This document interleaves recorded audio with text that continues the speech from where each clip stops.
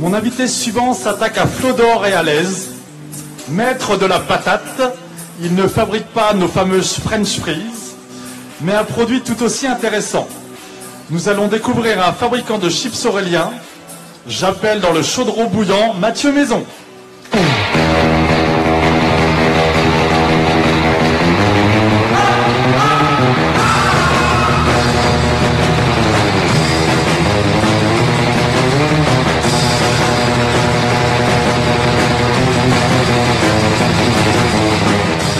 Ça va Mathieu? Installe-toi, on va discuter. Là, je le maîtrise, il va s'asseoir. Vous deux seuls m'asseoir. Non, t'es encore jeune parce que les autres, celui, j'arrive pas à les faire asseoir, c'est terrible. Je fais une présentation rapide. Tu t'appelles donc Mathieu Maison, tu as monté ta boîte en 2016.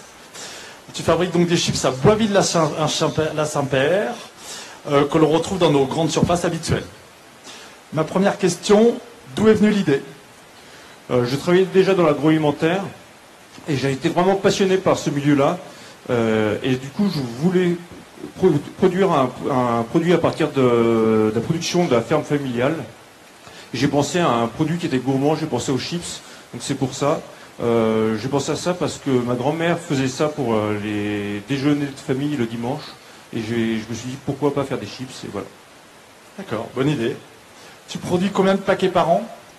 Là, je produis environ 100 000 paquets par an. D'accord. C'est ma première année, donc. D'accord. Tu es distribué dans combien de points de vente?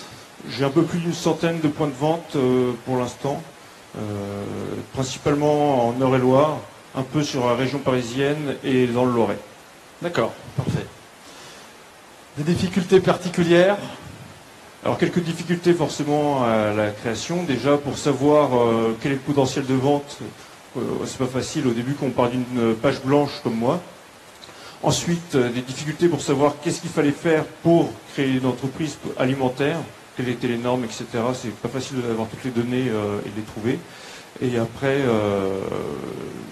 tout ce qui est aussi des aides à la création, savoir dans quel dispositif on pouvait rentrer, c'est aussi des difficultés que j'avais. D'accord. Ça devait être un beau dossier pour la CCI, ça, non? T'es passé les voir? Alors j'étais plutôt avec la chambre d'artisanat, moi, et puis un peu la chambre d'agriculture, plus que la CCI. D'accord. Quel développement, des freins, comment ça se passe aujourd'hui?